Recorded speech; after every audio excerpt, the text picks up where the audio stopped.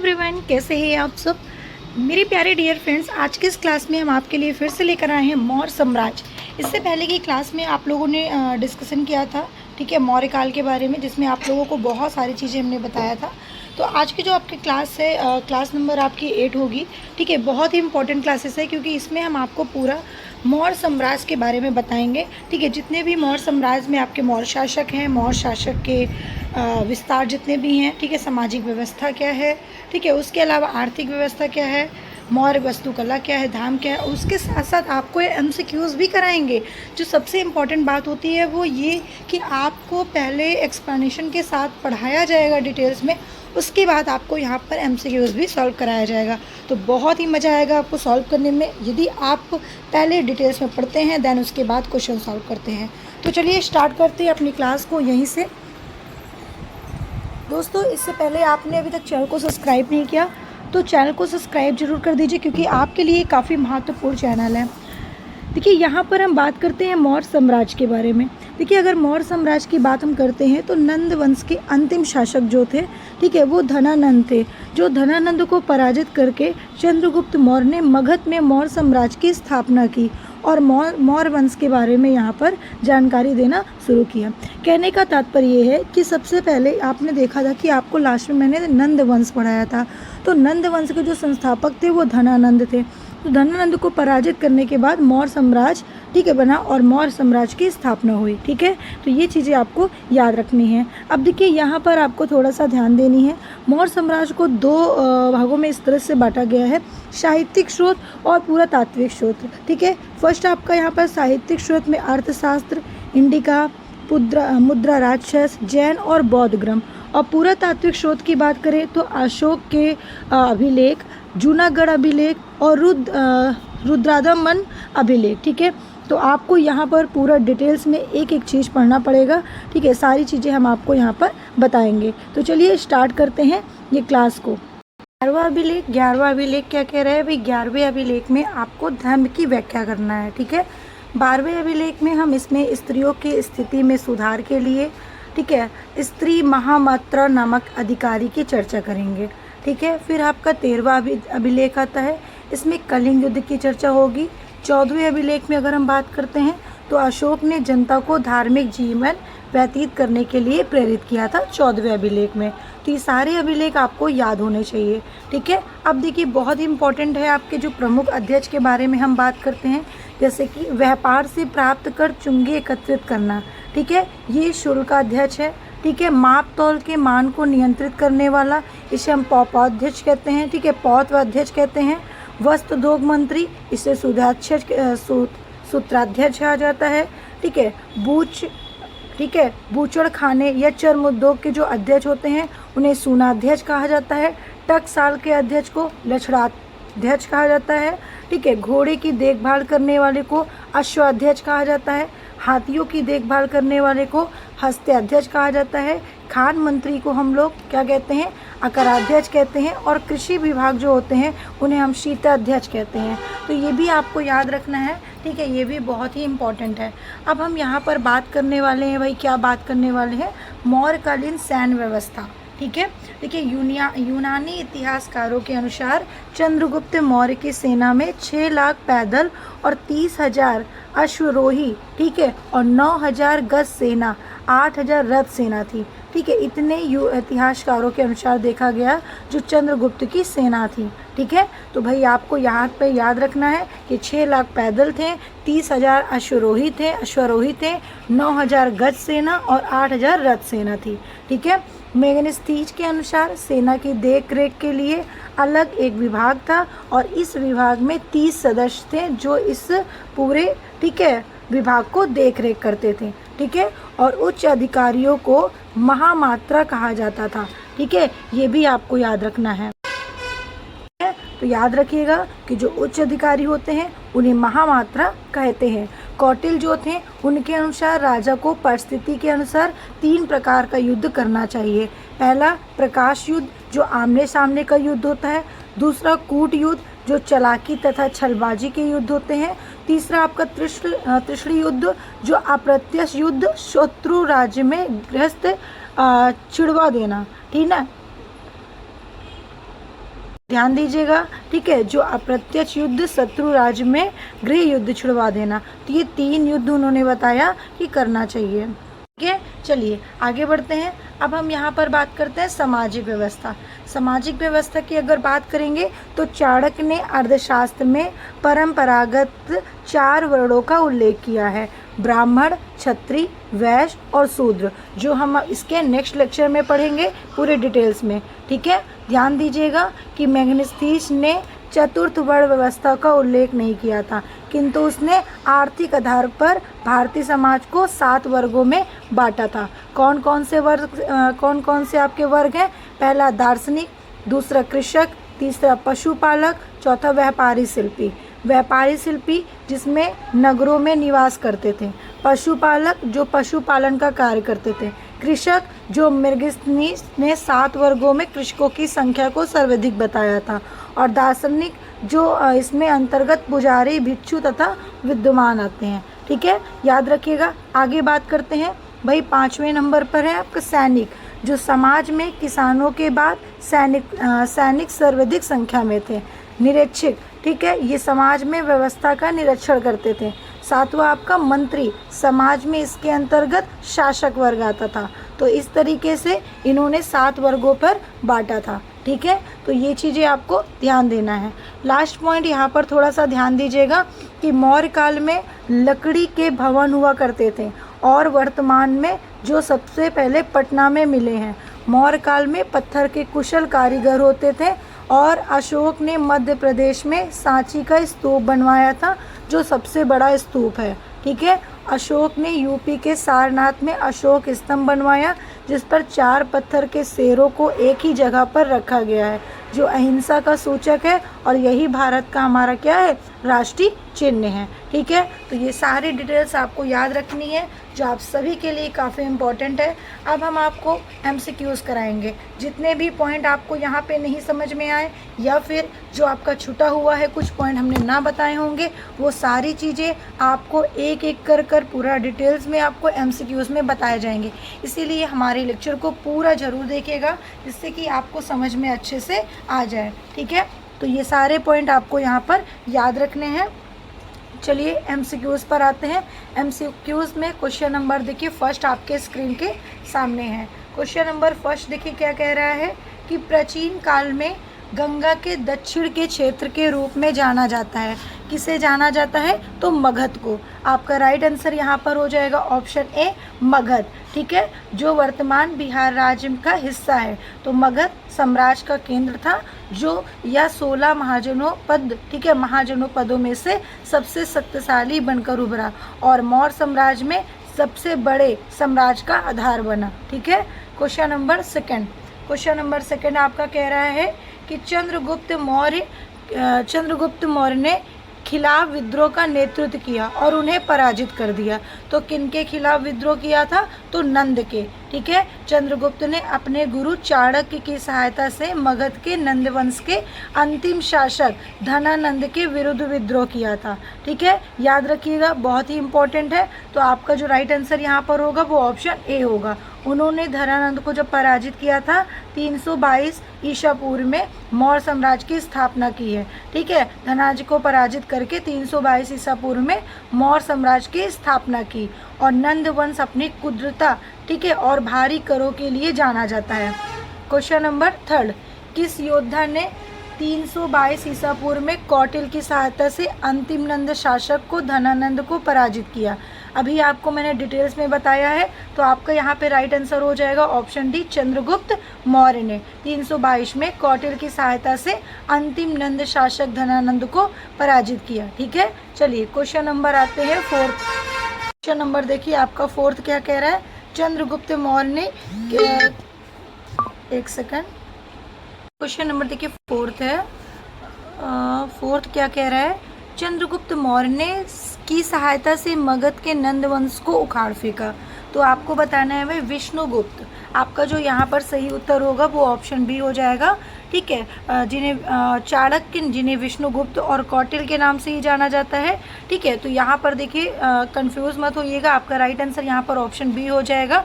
ठीक है, चाणक्य ही हैं जिन्हें विष्णुगुप्त और कौटिल्य के हम नाम से जानते हैं। ठीक है, चंद्रगुप्त मौर्य के गुरु और प्रधानमंत्री थे। उन्होंने नंद वंश के अंतिम शासक धनावंत को हराकर मौर्य साम्राज्य की स्थापना की और स्थापना करने में चंद्रगुप्त मौर्य की मदद की। ठीक है, चलिए आगे बढ़ते हैं।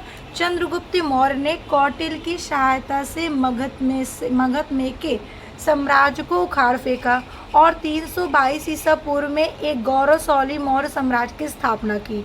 ठीक है, तो आपको यहाँ पर आंसर बताना है भाई। इसका सही उत्तर जो हो जाएगा वो ऑप्शन ए हो जाएगा, नंदों ने।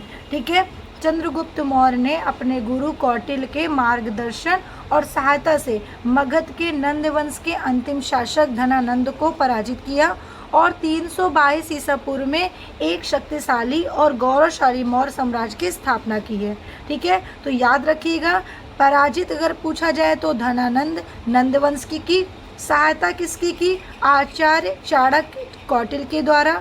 स्थापना 322 ईसा पूर्व और राजधानी क्या है? तो पाटलिपुत्र। ठीक है, याद रखिएगा, पाटलिपुत्र राजधानी। नेक्स्ट क्वेश्चन, नंद वंश के पश्चात मगध पर किस राजवंश ने शासन किया? तो आपको बताना है मौर्य ने। आपका राइट आंसर यहाँ पर ऑप्शन क्या हो जाएगा? ए हो जाएगा कि अंतिम शासक धनानंद को पराजित करके चंद्रगुप्त मौर्य ने मगध पर मौर्य साम्राज्य की स्थापना की। ठीक है, चलिए आगे बढ़ते हैं। मौर्य साम्राज्य की नींव द्वारा रखी गई। ठीक है, चंद्रगुप्त मौर्य इसका राइट आंसर हो जाएगा इस क्वेश्चन का। तो आपका ऑप्शन बी बिल्कुल राइट है कि मौर्य साम्राज्य की नींव रखी गई है किसने? चंद्रगुप्त मौर्य ने। नेक्स्ट क्वेश्चन पर आते हैं, चंद्रगुप्त किस वंश का शासक था? तो भाई चंद्रगुप्त जो थे वो मौर्य वंश के शासक थे। आपका राइट आंसर यहाँ पर क्या हो जाएगा भाई? ऑप्शन आप लोग लगा दीजिए ए। ठीक है, मौर्य वंश के शासक थे जो 322 से 298 ठीक है ईसा पूर्व तक उन्होंने मौर्य वंश की स्थापना की थी। चाणक्य कौटिल्य की सहायता से उन्होंने नंद वंश के अंतिम शासक धनानंद को हराकर एक विशाल साम्राज्य खड़ा किया था। ठीक है, आगे बढ़ते हैं। नेक्स्ट है, चंद्रगुप्त मौर्य पाटलिपुत्र में पैदा हुआ था, जो अब है वो कहाँ पर है? तो भाई आपको बताना है वो अब बिहार में है। ठीक है, आपका सही उत्तर क्या हो जाएगा भाई? ऑप्शन यहाँ पर हो जाएगा डी, बिहार। तो आप लोग भी लगा दीजिए भाई, बिहार राइट आंसर हो जाएगा, जो अब आधुनिक पटना के नाम से जाना जाता है। वर्तमान में भारत के बिहार राज्य की राजधानी है। चंद्रगुप्त मौर्य ने यहीं से मौर्य साम्राज्य की नींव रखी थी। ठीक है, आगे बढ़ते हैं। चंद्रगुप्त मौर्य में पैदा हुए थे। ठीक है, लेकिन कब पैदा हुए थे आपसे ये पूछा जा रहा है। तो 340 ईसा पूर्व में पैदा हुए थे। आपका राइट आंसर ऑप्शन यहाँ पर ए हो जाएगा। चंद्रगुप्त मौर्य 340 ईसा पूर्व में पाटलिपुत्र बिहार में पैदा हुए थे। ठीक है, और चाणक्य की सहायता से नंद वंश को हराकर मौर्य साम्राज्य की स्थापना की थी। ओके, आगे बढ़ते हैं। नेक्स्ट है, मौर्य साम्राज्य की राजधानी कहाँ स्थित है? तो मौर्य साम्राज्य की जो राजधानी है वो पाटलिपुत्र है। इसीलिए आपका राइट आंसर क्या हो जाएगा भाई? ऑप्शन यहाँ पर आप लोग लगा देंगे ए। क्वेश्चन नंबर आते हैं नेक्स्ट पर, चाणक्य किसके प्रमुख सलाहकार थे? देखिए, चाणक्य पूछा गया है किसके प्रमुख सलाहकार थे? तो आपको बताना है चंद्रगुप्त मौर्य के। ठीक है, चंद्रगुप्त मौर्य के सलाहकार थे। आपका राइट आंसर ऑप्शन यहाँ पर क्या हो जाएगा?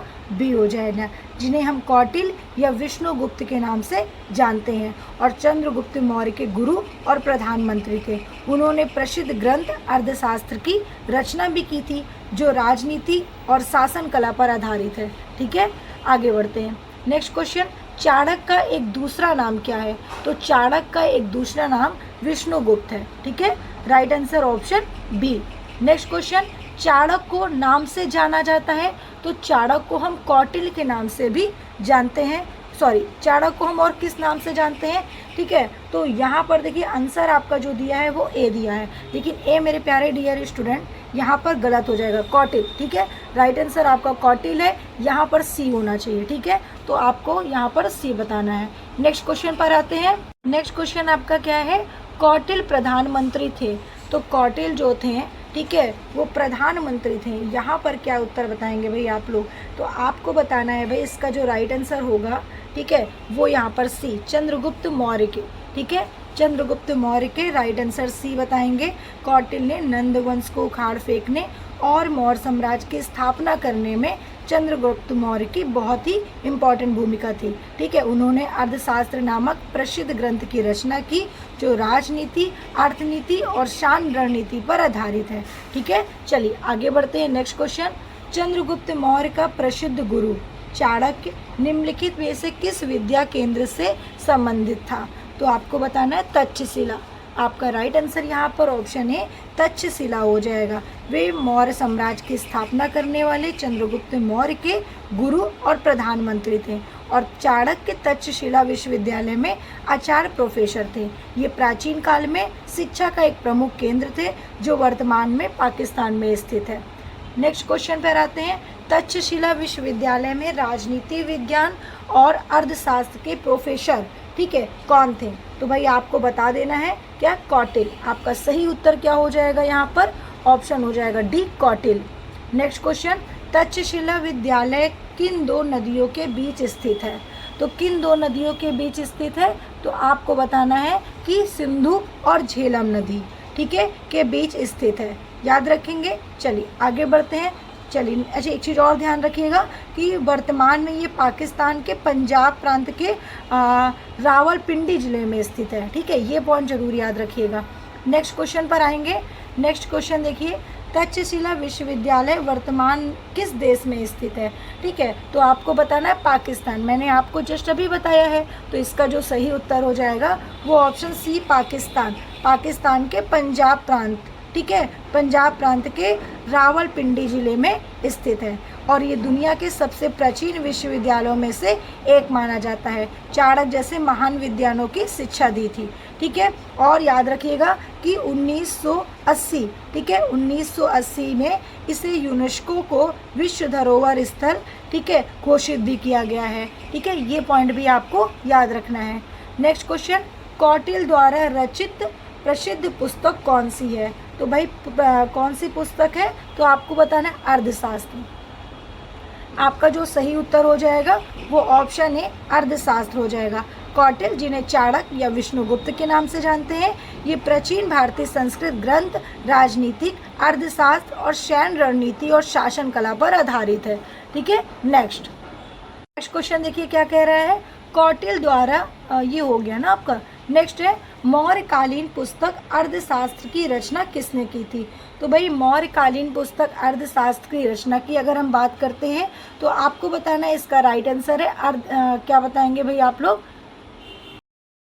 राइट आंसर आपको बताना है ऑप्शन ए कौटिल्य, ठीक है, जिसे बिंदुसार के नाम से भी जाना जाता है और इनका आपको जो फेमस नाम है वो आप सभी लोग जानते हैं और जिन्हें मालूम नहीं है वो हमें कमेंट करके बताएंगे, ठीक है, कि मैम इसका नाम क्या है। ठीक है, जब मालूम नहीं होगा तो बताओगे कैसे। चलिए आगे बढ़ते हैं नेक्स्ट क्वेश्चन पर।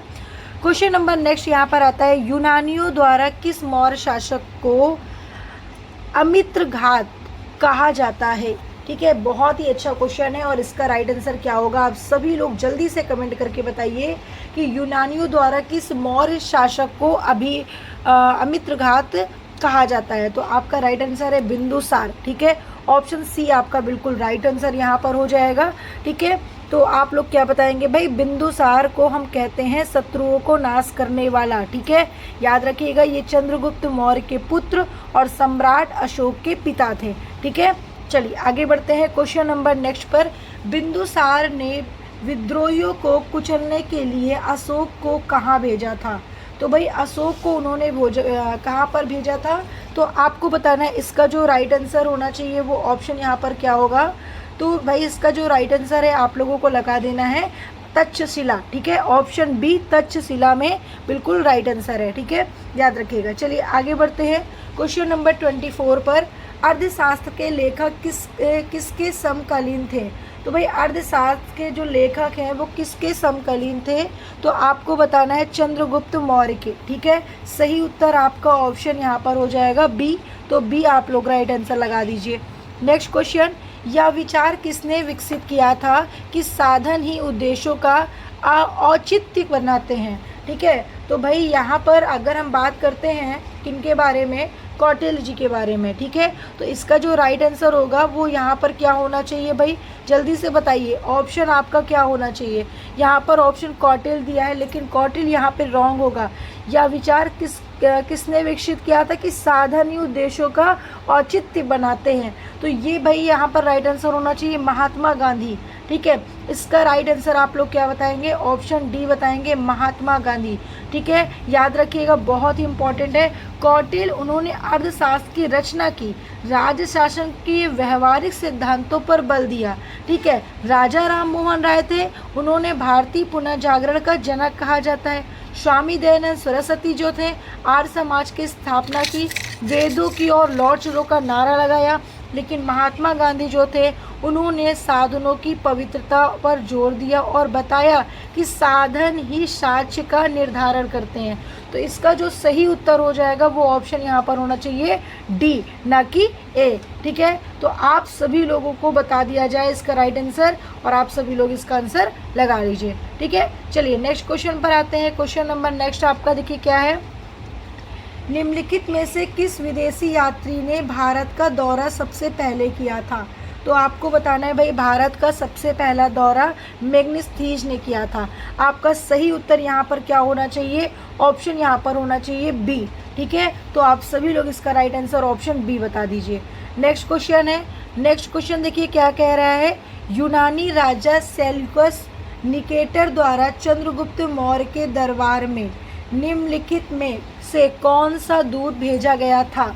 तो कौन सा दूत भेजा गया था आपको बताना है, मैग्नेस्थनीज। राइट आंसर आपका यहाँ पर ऑप्शन सी हो जाएगा। ये एक यूनानी ऐतिहासिक और राजनयिक था। ठीक है, उसने भारत और मौर्य साम्राज्य के बारे में इंडिका नामक पुस्तक भी लिखी थी और इसका जो देश था वो चंद्रगुप्त मौर्य और सेल्यूकस के बीच हुई संधि के बाद मौर्य राजधानी पाटलिपुत्र आया था। ठीक है, इनका मेन उद्देश्य था, याद रखिएगा। ठीक है, चलिए आगे बढ़ते हैं क्वेश्चन नंबर नेक्स्ट पर। चंद्रगुप्त मौर्य के दरबार में यूनानी राजदूत मैग्नेस्थीज को किसने भेजा था। तो आपको बताना है भाई किसने भेजा था, सेल्यूकस ने। राइट आंसर क्या हो जाएगा, ऑप्शन यहाँ पर हो जाएगा भाई सी। ठीक है, सेल्यूकस निकेटर ने भेजा था। ठीक है, चलिए नेक्स्ट क्वेश्चन, पश्चिम एशिया के यूनानी शासक सेल्यूकस निकेटर द्वारा चौथी शताब्दी, ठीक है, चौथी शताब्दी ईसा पूर्व में मैग्नेस्थनीज नामक राजदूत के दरबार में भेजा गया था। तो भाई किसके दरबार में भेजा गया था, आपका राइट आंसर यहाँ पर क्या होना चाहिए। तो आपको ऑप्शन बता देना है भाई कि ऑप्शन यहाँ पर होना चाहिए बी, यानी कि चंद्रगुप्त। ठीक है, चंद्रगुप्त मौर्य आपका यहाँ पे राइट आंसर होगा। तो लगा दीजिए भाई कि आपका मैग्नेस्थनीज एक यूनानी इतिहासकारक और राजदूत थे। भेजने वाला उसे जो था वो सेल्यूकस प्रथम निकेटर ने भेजा था। ठीक है, और मौर्य साम्राज्य के संस्थापक चंद्रगुप्त मौर्य के दरबार में पाटलिपुत्र आया था। ठीक है, याद रखिएगा। चलिए आगे बढ़ते हैं नेक्स्ट क्वेश्चन पर। मैग्नेस्थनीज एक राजदूत था जिसे शासक के दरबार में भेजा गया था। ठीक है, तो किसके दरबार में भेजा गया था, यूनानी चंद्रगुप्त के दरबार में। ठीक है, चलिए नेक्स्ट क्वेश्चन पर आते हैं। निम्नलिखित में से किसने इंडिका लिखी थी जिसमें मौर्य राजवंश के शासन के समय से भारत का वर्णन था। तो भाई इसका जो सही उत्तर हो जाएगा वो क्या हो जाएगा, ऑप्शन बी हो जाएगा। ठीक है, मैग्नेस्थनीज। ठीक है, राइट आंसर आपका यहाँ पे ऑप्शन बी। ठीक है, प्राचीन भारत के इतिहास में इंडिका जो थी एक बहुत ही महत्वपूर्ण पुस्तक थी। ठीक है, चलिए क्वेश्चन नंबर आते हैं नेक्स्ट पर। मैग्नेस्थनीज की पुस्तक इंडिका में भारतीय समाज के कितने वर्गों का उल्लेख है। तो भाई कितने वर्गों का उल्लेख है, तो आपको बता देना है कि यहाँ पर 7 वर्गों का उल्लेख है। कितने वर्गों का, 7 वर्गों का। और वो कौन कौन से वर्ग हैं भाई, तो आपको बताना है। पहला दार्शनिक, क्या बताएंगे, फर्स्ट नंबर है मैम दार्शनिक। तो आप लोग फर्स्ट नंबर लगा दीजिए, क्या लगा देंगे, दार्शनिक लगा देंगे। ठीक है, सेकंड नंबर क्या लगाएंगे, कृषक। ठीक है, सेकंड नंबर क्या लगाएंगे, सेकंड नंबर लगाएंगे कृषक। ठीक, थर्ड नंबर लगाएंगे चरवाहे या पशुपालक। ठीक है, चरवाहे या पशुपालक। ठीक, 4 नंबर क्या लगाएंगे, कारीगर। 4 नंबर जो आपका होगा वो है कारीगर, ठीक है। उसके बाद 5th नंबर की बात करें तो सैनिक, 5th नंबर आप लोग बता दीजिएगा सैनिक, ठीक है। 6 नंबर की अगर हम बात करेंगे तो 6 नंबर हो जाएगा निरीक्षक, ठीक है। 6 नंबर हो जाएगा निरीक्षक। अब आपका लास्ट बचा हुआ है जो 7 नंबर है। अब 7 नंबर क्या बताएंगे तो आपको बताना है सभासद, ठीक है। क्या बताएंगे? सभासद, सभासद मंत्री, ठीक है, या फिर आप सभासद या फिर मंत्री, ठीक है, याद रखिएगा। तो भाई मैंने बता दिया। नेक्स्ट क्वेश्चन, यूनानियों को भारत से बाहर किसने निकाला? तो भाई यूनानियों को भारत से बाहर किसने निकाला है तो आपको बताना है क्या? चंद्रगुप्त मौर्य ने, ठीक है। चंद्रगुप्त मौर्य जो नंद वंश के अंतिम शासक, ठीक है, धनानंद को हराने के बाद मौर्य साम्राज्य की स्थापना की, ठीक है। उन्होंने यूनानी शासक सेलुकस निकेटर को युद्ध में पराजित किया था, जिसके बाद यूनानियों को उत्तर पश्चिमी भारत छोड़ना पड़ा, ठीक है। चलिए आगे बढ़ते हैं नेक्स्ट क्वेश्चन पर। प्राचीन भारत का प्रसिद्ध वह शासक कौन था जिसने अपने जीवन के अंतिम दिनों में जैन धर्म अपना लिया था? तो आपको बताना है क्या? चंद्रगुप्त, ठीक है, चंद्रगुप्त मौर्य। राइट आंसर यहाँ पर क्या हो जाएगा? ऑप्शन आपका हो जाएगा भाई सी, ठीक है। मौर्य साम्राज्य के संस्थापक चंद्रगुप्त मौर्य ने अपने जीवन के अंतिम वर्षों में जैन मुनि भद्रबाहु से दीक्षा लेकर जैन धर्म स्वीकार किया था, ठीक है, याद रखिएगा। आगे बढ़ते हैं क्वेश्चन नंबर नेक्स्ट पर। चंद्रगुप्त मौर्य के प्रबल अनुयायी थे, तो भाई प्रबल अनुयायी कौन थे? तो आपको बताना है जैन धर्म। आपका राइट आंसर क्या हो जाएगा यहाँ पर? ऑप्शन हो जाएगा बी। क्वेश्चन नंबर नेक्स्ट पर आते हैं। सेल्यूसिड मौर्य युद्ध में सेलुकस ने निम्नलिखित में से किस मौर्य शासक के विरुद्ध युद्ध लड़ा था? तो भाई आपको बताना है इसका सही उत्तर ऑप्शन सी हो जाएगा, चंद्रगुप्त मौर्य, ठीक है। चंद्रगुप्त मौर्य आपका बिल्कुल यहाँ पर राइट आंसर हो जाएगा। क्वेश्चन नंबर नेक्स्ट पर आते हैं। मौर्य सम्राट चंद्रगुप्त मौर्य ने निम्नलिखित में से किसे पराजित किया था? तो भाई यहाँ पर पूछा जा रहा है कि मौर्य सम्राट चंद्रगुप्त मौर्य ने, ठीक है, किसे पराजित किया था? तो आपको बताना है सेलुकस निकेटर को पराजित किया था। चंद्रगुप्त मौर्य और यूनानी शासक सेलुकस निकेटर के बीच 305, ठीक है, 305 ईसा पूर्व में युद्ध हुआ था और इस युद्ध में सेलुकस की हार हुई थी। दोनों के बीच एक संधि हुई थी, ठीक है। सेलुकस ने चंद्रगुप्त मौर्य को 4 प्रांत, ठीक है, दिए और अपनी पुत्री हेलेना का विवाह चंद्रगुप्त से भी कर दिया, ठीक है, याद रखिएगा। बहुत ही इंपॉर्टेंट पॉइंट आपको मैंने अभी बताया है। नेक्स्ट क्वेश्चन पर आते हैं। किस विदेशी आक्रमणकारी ने अपने प्रदेश चंद्रगुप्त मौर्य को सौंप दी? ठीक है, तो भाई इसका सही उत्तर क्या होगा? जल्दी से बताइए, इसका सही उत्तर क्या होगा? ठीक है, तो आपको बताना है सेलुकस निकेटर को, ठीक है, सेलुकस निकेटर को याद रखिएगा। चंद्रगुप्त मौर्य और सिकंदर के पूर्व सेनापति सेलुकस निकेटर के बीच युद्ध हुआ था और हारने के बाद एक संधि के तहत सेलुकस ने अपने 4 महत्वपूर्ण जो प्रांत थे, ठीक है, कंधार थे, ठीक है, काबुल थे, हेरात था और आपका हेड्रोसिया, ठीक है, तो ये सौंप दिए थे, याद रखिएगा। चलिए आगे बढ़ते हैं नेक्स्ट क्वेश्चन पर। नेक्स्ट क्वेश्चन आपका क्या कह रहा है? चंद्रगुप्त मौर्य ने अपने अंतिम दिन यहाँ गुजारे। तो भाई अपने अंतिम दिन कहाँ गुजारे? तो आपको बता देना है भाई, क्या राइट आंसर आपका हो जाएगा डी लगा दीजिए। आपका राइट आंसर यहाँ पर ये हो जाएगा श्रवणबेलगोला, ठीक है, बता दीजिएगा। वर्तमान में कर्नाटक में स्थित है और अपने शासनकाल के अंत में उन्होंने जैन धर्म अपना लिया था, ठीक है। चलिए आगे बढ़ते हैं, नेक्स्ट क्वेश्चन पर आते हैं। निम्नलिखित में से किस मौर्य राजा ने श्रवणबेलगोला से अमारण, ठीक है, अमारण अनशन किया और उसकी मृत्यु हो गई? ठीक है, तो भाई आपको बताना है किसकी हो गई थी मृत्यु, जल्दी से बताइए। यहाँ पर इसका राइट आंसर क्या हो जाएगा? तो चंद्रगुप्त मौर्य ने, ठीक है, इसका राइट आंसर क्या हो जाएगा? चंद्रगुप्त मौर्य आपका बिल्कुल राइट आंसर हो जाएगा। अंतिम समय में उन्होंने जैन धर्म अपना लिया और जैन मुनि भद्रबाहु के साथ कर्नाटक के श्रवणबेलगोला चले गए, ठीक है, तो राइट आंसर भी ऑप्शन बी। नेक्स्ट क्वेश्चन है, चंद्रगुप्त मौर्य का पुत्र कौन था?